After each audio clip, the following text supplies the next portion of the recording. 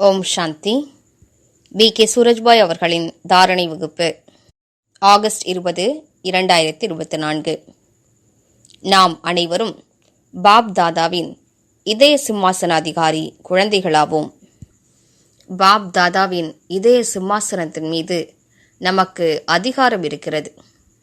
எந்த ஆத்மாக்கள் நீண்ட காலம் இந்த சிம்மாசனத்தில் வீற்றிருக்கிறார்களோ அவர்கள் சத்யுகத்திலும் நீண்ட காலம் அரசாட்சியை அடைகிறார்கள். ஒருவர் பகவானுடைய இதய சிம்மாசனத்தில் இடம் பிடித்ததும் சதா காலத்திற்கும் இடம் பிடித்து விடுகிறார் என்று பொருள் அல்ல. இடையில் ஏதாவது தூய்மையற்ற தன்மை வருகிறது என்றால், யஜ்யத்தில் தடைகளை ஏற்படுத்துகிறார் என்றால், பாபாவின் காரியங்களை அவர் தனது காரியமாக நினைக்காவிட்டால், அகங்காரம் வந்துவிட்டால், அந்த ஆத்மாக்கள் தாமாகவே தந்தையின் இதய சிம்மாசனத்திலிருந்து கீழே இறங்கி விடுகிறார்கள். பகவானுடைய பார்வை அவர்களிடமிருந்து விலகி விடுகிறது. நான் மிகவும் செல்வம் சொத்துக்களை சேர்த்து விட்டேன், நான் இன்னாரை ஏமாற்றி விட்டேன், எத்தனை புத்திசாலி நான் என்று அவர்கள் மகிழ்ச்சி அடைந்திருந்தாலும் பகவான் அப்படிப்பட்ட ஆத்மாக்களின் மீது மகிழ்ச்சி அடைவதில்லை. பாபா விரும்புவது என்னவென்றால், தனது ஒவ்வொரு குழந்தையின் முகம் மற்றும் நடத்தையினால், நல்ல மனநிலையினால் தந்தை வெளிப்பட வேண்டும். ஏனென்றால் தேவ குலத்தின் மகான் ஆத்மாக்களுக்குள் தெய்வீக தன்மை மற்றும் தூய்மை தன்மையின் சம்ஸ்காரங்கள் இருந்தன. அந்த ஆத்மாக்கள் நமது தெய்வீக தன்மையினால் கவரப்பட்டுதான் பாபாவின் பக்கம் வருவார்கள். ஞானத்தை கூறுவதும் உத்தமமான விஷயமே. ஆனால் பல ஆத்மாக்கள் வெறும் ஞானத்தை கேட்டு இந்த மார்க்கத்தில் வருவதில்லை. அவர்கள் பார்க்க விரும்புகிறார்கள். எப்போது இவர்கள் கூட காரியத்தின் களத்தில்தான் இருக்கிறார்கள். ஆனால் எத்தனை சரளமாக இருக்கிறார்கள். பிரச்சனைகளாலும் பதற்றத்தாலும் சூழப்பட்ட இந்த உலகத்தில் இவர்களும் வசிக்கிறார்கள். ஆனால் எவ்வளவு பதற்றத்திலிருந்து விடுபட்டவர்களாக இருக்கிறார்கள். மேலும் பலவிதமான பிரச்சனைகள் இவர்களது வாழ்க்கையிலும் வருகின்றன.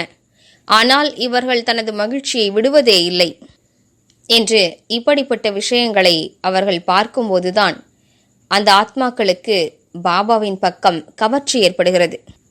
அப்போது அவர்களுக்கு இதுவே நமக்கு உச்சிதமான இடம் என்று தோன்றுகிறது. இப்படித்தான் சேவைகள் அதிகரிக்கும். நீங்கள் ஏதாவது ஒரு சேவைக்கு நிமித்தமாக இருந்தாலும் சரி, சேவை நிலையத்தின் பொறுப்பாளராக இருந்தாலும் சரி, அல்லது உங்களது இல்லற விவகாரங்களில் ஈடுபட்டிருக்கக்கூடியவராக இருந்தாலும் சரி, உங்களது மலர்ந்த முகம்தான், சரளத்தன்மை மற்றும் தூய்மை தன்மை நிறைந்த முகம்தான் தேவகுலத்தின் ஆத்மாக்களை கவர்ந்தெழுக்கும். உங்களது குடும்பத்திற்கும் நன்மை ஏற்படும். குடும்பத்தின் பிரச்சனைகள் அனைத்திற்குமான தீர்வு, உங்களது குழந்தைகளின் பிரச்சனைகளுக்கான தீர்வு உங்களது உயர்ந்த அதிர்வலைகளே ஆகும். உங்களது மனநிலையை நீங்கள் எப்போதும் உயர்ந்த நிலையில் வைக்க வேண்டும். அதாவது சுயத்தினுடைய அந்த உண்மையான நிலையில் நிலைத்திருக்க வேண்டும். பாபாவோடு அவரது தாமத்தில் உங்களது மனதினை அடிக்கடி நிலைக்கச் செய்ய வேண்டும். தனது நம்பிக்கையில் உறுதியாக இருக்க வேண்டும். உங்களது உறுதிமொழி திடமானதாக இருக்க வேண்டும். புத்தி ஸ்திரமாக இருக்க வேண்டும். இவையே நமது மனநிலையினை உறுதியானதாக வைக்கும்.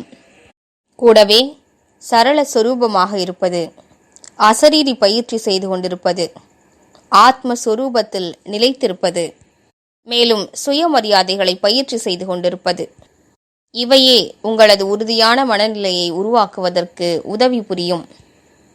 சுயமரியாதையில் நிலைத்திருப்பது என்பது ஆத்மஸ்வரூபத்தில் நிலைத்திருப்பதை விட சற்று எளிதானதாகும். சிந்தனை செய்யுங்கள், நான் கல்ப கல்பத்தின் வெற்றியாளராவேன். இதன் மூலம் உங்களுக்கு எளிதாக வெற்றிகள் கிடைக்கப்பெறும்.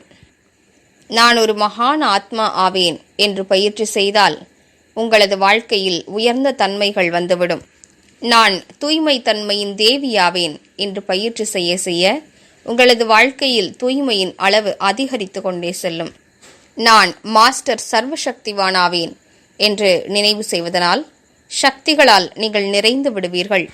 எனவே நாம் அனைவரும் நல்லதொரு மனநிலை உருவாக்கிக் கொள்வதற்கும் முகத்தில் எப்போதும் மகிழ்ச்சி தென்படுவதற்கும் கவனம் செலுத்துவோம். எனவே வாருங்கள், இன்று முழு நாளும் நமது முகத்தினை தெய்வீக கண்ணாடியாக்கி பகவானை வெளிப்படுத்துவோம். அதற்காக ஒவ்வொரு மணி நேரத்திலும் பாப்தாதாவை அழைப்போம். நாம் அழைத்ததுமே பாப்தாதா வந்து விடுவார். அவர்கள் இருவரும் மேலிருந்து கீழே இறங்குவதை காண்போம். வந்ததுமே அவர் தனது வரமளிக்கும் கரத்தை என் தலைமீது வைத்துவிட்டார். எனக்கு திருஷ்டி கொடுக்கிறார். மேலும் ஆஹா குழந்தாய் ஆஹா என்கிறார். ஓம் சாந்தி. ஓம் சாந்தி.